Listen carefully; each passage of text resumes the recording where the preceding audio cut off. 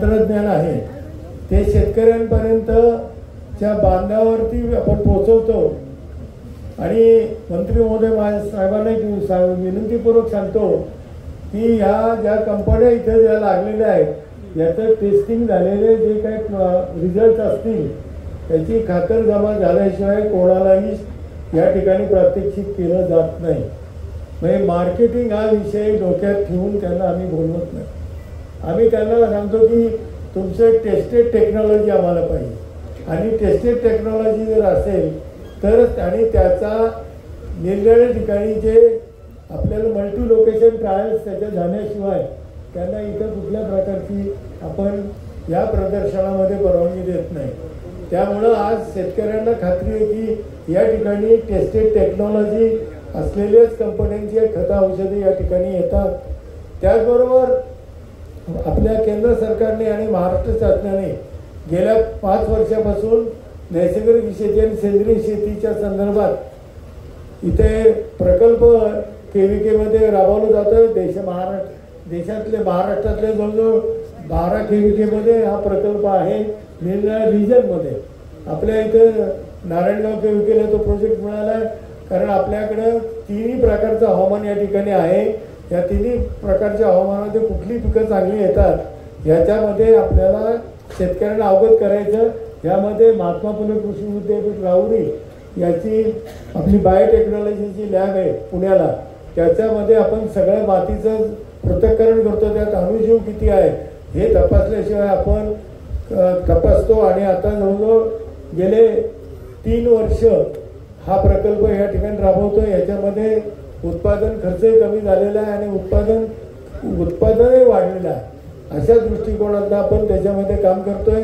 याच्यामध्ये dairy poultry असेल, महिलांचे बचत गट असतील, प्रोसेस प्रॉडक्ट असतील, त्याचप्रमाणे या ठिकाणी मार्केटिंगच्या दृष्टिकोनातून मॅग्नेटवर आपण MOU केलेला आहे आणि मॅग्नेटवर MOU करून आज जे तुम्हाला इथं विलास शिंदेंचा सह्याद्रीचा स्टॉल दिसतोय त्याची आपण सुरुवात कोकटे साहेब 2 वर्षापासून आपण इथे केली। आत्ताशी ते काम हळूहळू सुरू झालंय। शेतकऱ्यांचे आपण क्लस्टर केलेत, ग्रुप्स केलेत, त्यांना टेक्नॉलॉजी ट्रान्सफर आपण करतोय, शेतकऱ्यांना इथे येऊन बोलवतोय, नंतर आपण निरनिराळे त्यांना प्लॅटफॉर्म निर्माण करतोय आणि सह्याद्री सुद्धा एक वन ऑफ द प्लॅटफॉर्म म्हणून पुढे आलेला आहे।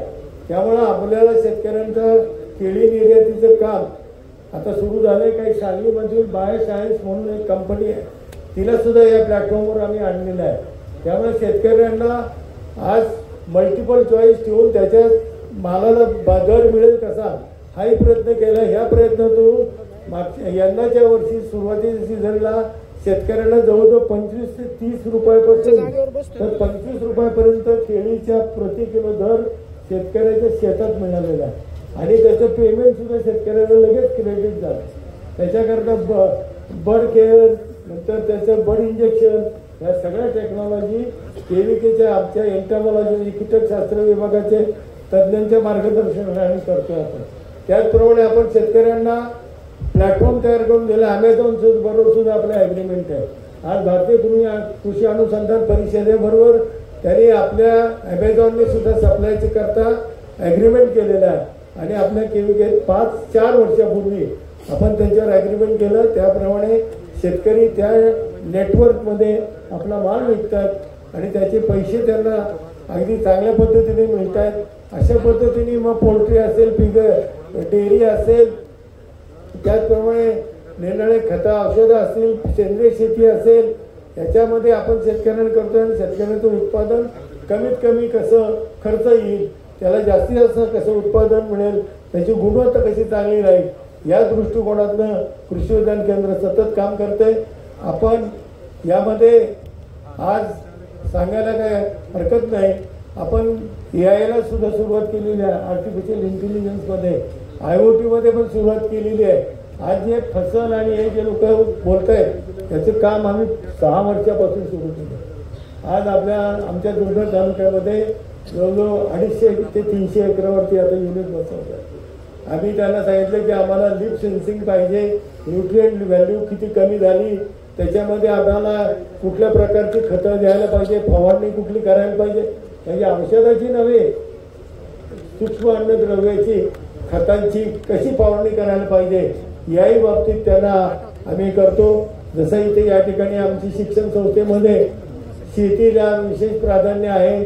ॲग्री बिझनेस मॅनेजमेंटची मुलं आज आमची हॉलंडला गेलेली आहेत, हॉलंडला आहेत, डेन्मार्कला शिकायला गेली. म्हणजे ज्याला आपण म्हणतो की त्या प्रोजेक्ट करण्याकरता गेली.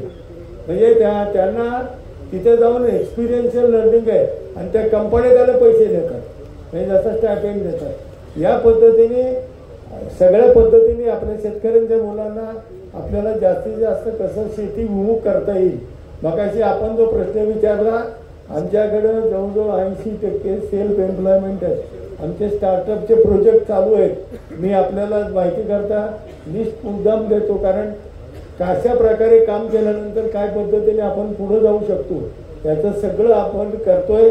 आणि या विद्यार्थ्यांना जास्तीत जास्त पुढे जाऊन कसं त्यांच्या जीवनामध्ये चांगल्या प्रकारचं काम करता येईल याही दृष्टिकोनातून आपण काम करतोय. आज फक्त एकच अडचण आहे की कृषी विज्ञान केंद्र जे आहेत आपल्या देशामध्ये, त्या देशामध्ये NGO ची कृषी विज्ञान केंद्र जे आहे त्यांचे रूल्स वेगळे आहेत, ICR रनचे वेगळे आहेत, विद्यापीठाचे KVKचे कर्मचाऱ्यांचे रूल्स रेग्युलेशन्स वेगळे आहेत. अतिशय कन्स्टेंट, ज्याला आपण कामाचा ताण घेऊन ही लोक काम करतात, परंतु सगळीकडे डिस्पॅरिटी आहे. त्याप्रमाणे माननीय केंद्रीय कृषी मंत्री शिवराज सिंग चौहान साहेबांना या बाबतीत भेटून याविषयी कल्पना पण दिलेली आहे. आणि याच्यामध्ये युनिफॉर्मिटी ऑफ सर्व्हिस असली तर या लोकांना सुद्धा एक प्रकारचे काम करण्याची आणि संधी चांगली मिळेल अशी अपेक्षा आहे. त्याचप्रमाणे परोडा कमिटी नेमली होती पवार साहेब असताना, आणि या परोडा कमिटी पण दुर्दैवाने सरकार गेल्यानंतर परोडा कमिटीने जो रिपोर्ट दिलेला आहे तो रिपोर्टची अंमलबजावणी जर आता शिवराज सिंग चौहान साहेबांच्या माध्यमातून झाली तर सगळी KVK इक्विलिटी येतील. आमचे वासुदेव नानांनी सुद्धा त्यांच्या बाबतीत खूप मेहनत घेतलेली आहे. ते सुद्धा अटारीच्या 2 वर्षी LMC मेंबर होते. त्यांचा खूप सपोर्ट आम्हाला सातत्याने मिळत राहिला, म्हणून आपल्या KVKची डेव्हलपमेंट आपल्याला करता आली. अशा नंतर वासुदेव नानासारखे काय सगळीच माणसं सगळ्या KVKला भेटतातच असं नाही. तर या पद्धतीने आपल्याला कशा पद्धतीने जायचं आहे या तऱ्हेचं एक पत्र आम्ही तयार केलं आहे, ते आपल्याला मी देतो. आपण केंद्रीय मंत्र्यांची ही गोष्ट कानावर घालावी आणि कृषी विज्ञान केंद्राला बळकटीकरण जेवढं आपण करू तेवढं आपलं संशोधन शेतकऱ्यांच्या बांधापर्यंत जाईल. शेतकऱ्यांची आता जी फसवणूक होती ती फसवणुकीला बऱ्यापैकी चांगला आळा पडेल. शेतकऱ्याला शाश्वत बी बियाणं खतं मिळतील, योग्य पद्धतीचा अवजार आणि यंत्रसामुग्री शेतीमध्ये येईल, ॲटोमायझेशनमध्ये होणारा फाजील खर्च टळेल आणि शेतकऱ्याचं उत्पादन निश्चितपणे खर्च कमी होईल 20-25% आणि शेतकऱ्याचं उत्पन्न 15-20% जरी त्याच्यात वाढलं तर निश्चितपणे शेतकरी प्लसमध्ये आल्याशिवाय राहणार नाही, एवढी अपेक्षा मी या ठिकाणी व्यक्त करतो. आज आपण या ठिकाणी आलात आणि आपल्या व्यस्त शेड्यूलमध्ये मी आमच्या सर्व ग्रामोन्नती मंडळाच्या आमच्या सर्व पदाधिकाऱ्यांच्या वतीने, कार्यकारी मंडळाच्या वतीने, KVKच्या आमच्या सर्व स्टाफच्या वतीने, सर्व मंडळाच्या सदस्यांच्या वतीने आपल्या या ठिकाणी हार्दिक आता स्वागत करतो. आणि आपण नारायणगाव पुणे नाशिक रस्त्यावर असल्यामुळं आपण सातत्याने जर भेट देत राहिला जाता येता तर निश्चितपणे कैलास काका आमच्याकडे सातत्याने नेहमीच येत असतात. त्यामुळं एक वैचारिक बैठक तयार होईल आणि आपण एक चांगला समृद्ध महाराष्ट्रची सुरुवात नव्हे तर यशापर्यंत नेण्याचं काम तुमच्या कृषी मंत्रालयाच्या कालखंडामध्ये व्हावं अशी आमची सर्वांची इच्छा आहे. आणि एक क्रांतिकारी कृषी मंत्री म्हणून आपलं नाव व्हावं हीच आमची अपेक्षा आणि शुभेच्छा आहे. मी आपण आल्याबद्दल मी आपलं स्वागत करतो, थांबतो. धन्यवाद.